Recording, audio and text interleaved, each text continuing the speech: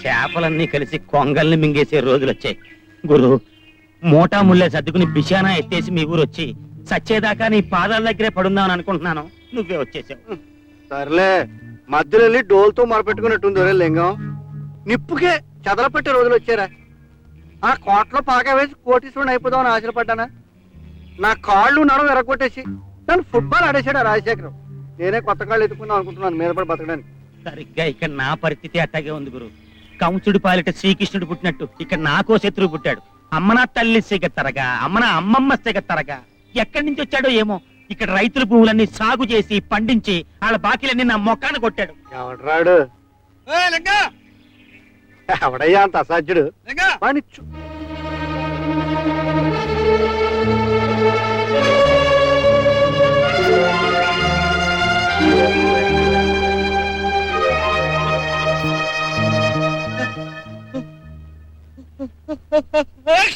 చిరంజీవ చెప్తా బాబు. చెప్తా. నీ పేరేంటి బాబు? గాడిది గుడ్డు. లేకపోతే ఏట చందులూరు దేవయ్య. నా పేరు ఎందుకు ఎవడకూడదు? పొట్ల పడతావండి.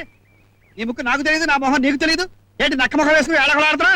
ఇప్పుడు నాది నక్క మొహం, వాడిది కుక్క మొహమే. చెప్తా. రాజశేఖర్ ఎవరో చెప్పు. నీ బాబు. ఇదిగో ఎంతసేట మా గురువు గారు పెద్ద మడిచే, కొంచెం మర్యాదగా మాట్లాడవయ్యా. నీ గురువు అయితే నాకేం ఓడిందయ్యా? పేటొచ్చి పని చేసుకున్నంత మాత్రాన ప్రతివాడు పెద్ద మనిషి అయిపోతాడేంటి? అయినా పొట్ల పడతాడేంటి? ఆ ఊరికే అయినా నీతో నాకెందుకు? నా రసీదు మారే బాబు. బాబు నీ రసీదులు నీకు ఇప్పిస్తాను బాబు. నాతో రా నువ్వు.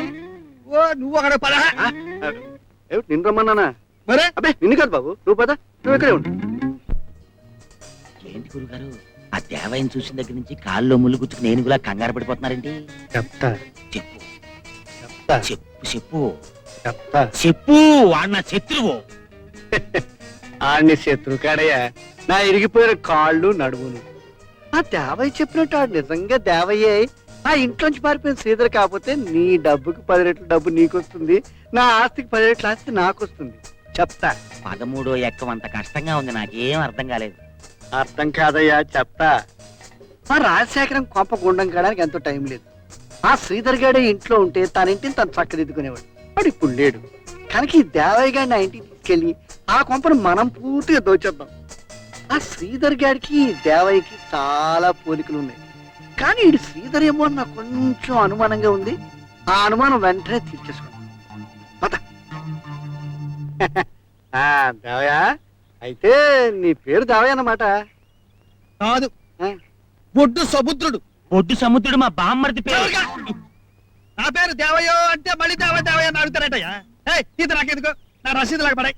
బాబు వయసు చదవస్తాను, నువ్వేం అనుకోకపోతే చెప్తా. అడిగేసేయి. అడిగేసేయి. బాబు మద్రాసు లా కాలేజీలో నువ్వు ఎప్పుడైనా చదువుకున్నావా? బాగా సతిగా బాగా ఒకటి ఇచ్చానంటే నీ లా ముక్కులోంచి ఊడి ఇక్కడ పడుతుంది. ఊరుకోవా? ఇదిగో నా రసీదు లాగా పడాయి. కాసేపు నువ్వు ఉండు. ఇదిగో మన కృష్ణా జిల్లాలో హైకోర్టు ఎక్కడుందో చెప్పు. నీ నెత్తి మీద ఉంది. చెప్పా లాగే ఒకటి ఇచ్చానంటే నా రసీదు లాగా పడాయి. కానే కాదు. కాదయ్యా, మీరిద్దరు మనుషులు గారు తప్పుతుంటున్నా. ఇప్పుడు అసలు కాదు బాబు. నీతో చిన్న పని లోపల రా చెప్తాను. ఏం పని? పని కాదు, పార్టీ. ఏం పార్టీ అయ్యా? లోపలికి రావయ్యా. వీళ్ళు ఎక్కడ దొరికారయ్యా? లడ్డుకు చెడుకోమని పదవయ్యా మొగుడా. లోపలి పద.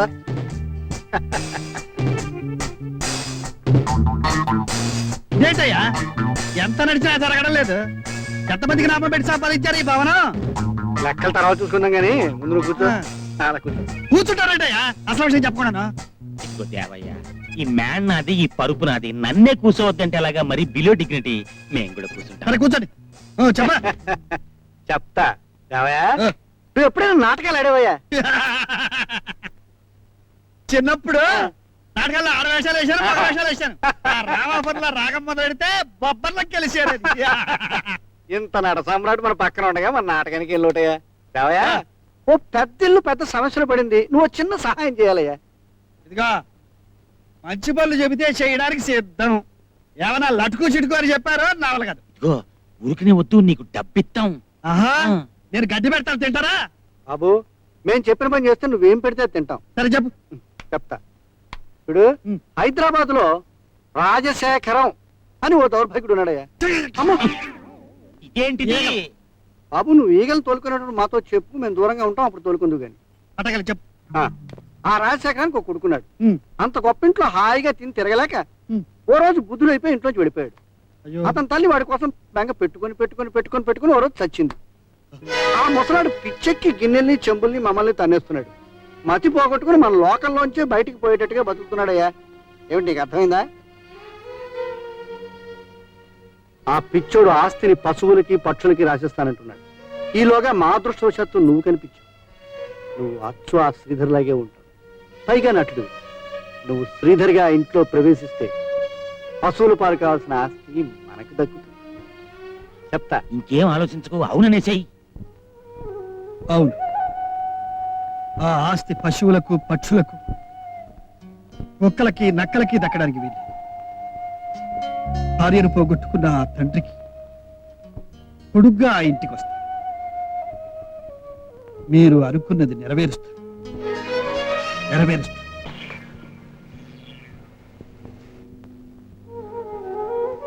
అమ్మా, నేను తిరిగి వచ్చానమ్మా.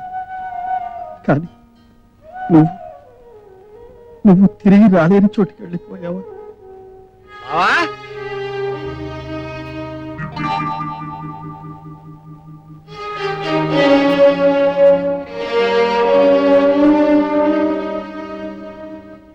డాడీ, డాడీ,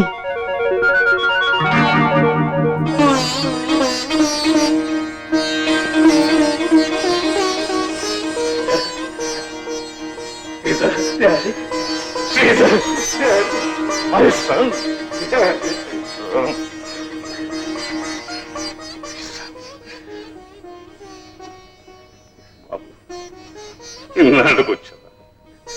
నువ్వు వస్తావని నన్ను ఉండదని చెప్పి మీ అమ్మ వెళ్ళిపోయింది.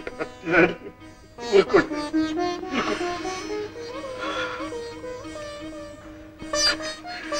మై సన్,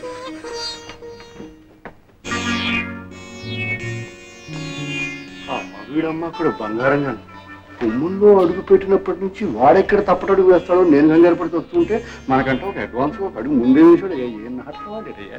అమ్మ నా తల్లి సిగత్తారగా ఇతను ఒరిజినల్ సీదరేమో అని నాకు అనుమానం వచ్చేసిందయ్యా. మరి అదేనయ్యా నాటకం అంటేను.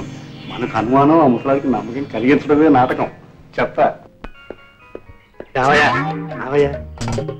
పొద్దుటి నుంచి నీకోసం ఇక్కడ దేవులాడుతున్నాను. గుంటకాడు నక్కలాగా చెప్తా.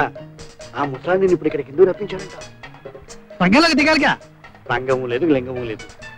ఈ ఆస్తిపాస్తులన్నీ నీకు అప్పచెప్పడానికి రప్పించాడు. ఇప్పుడు ఇక్కడ వ్యవహారాలు మొత్తం కోట్ల మీద నడుస్తాయి. ఏమి కనబడమే? అచ్చు దేవాయి అనిపించావయ్యా. ఇప్పుడు ఆ రాజశేఖరం నన్ను చూస్తే మండిపడతాను. ఇవాళ మండి పడలేదంటే నేను తీసుకొచ్చాను కనుక మళ్ళీ కోట్లో పాగా వెయ్యాలి. దానికి నువ్వు సహాయం చేయాలి. లోపలికెళ్ళి, నాన్న ఈ వ్యవహారాలని చూసుకోవాలంటే మామయ్య నా పక్కన ఉంటాడు అని చెప్పు. కాదంటాడు. అంటాడు. ససేమిరా వీల్లేదు అని చెప్పు. అది కాదంటాడు. అప్పుడు నా ఇష్టం అని చెప్పు. అది కూడా కాదంటాడు. అంటే నేను వెళ్ళిపోతానని చెప్పు. సరే అయితే వెళ్ళిపోతాను. చెప్తా. అది గులిక మళ్ళీ ఆస్తి అంతా నా చేతుల్లోకి వచ్చేసినట్టుందిరా. నాకే ఆ చేతిలోనే ఉన్నట్టు అనిపిస్తుందండి. చెప్తా. పద.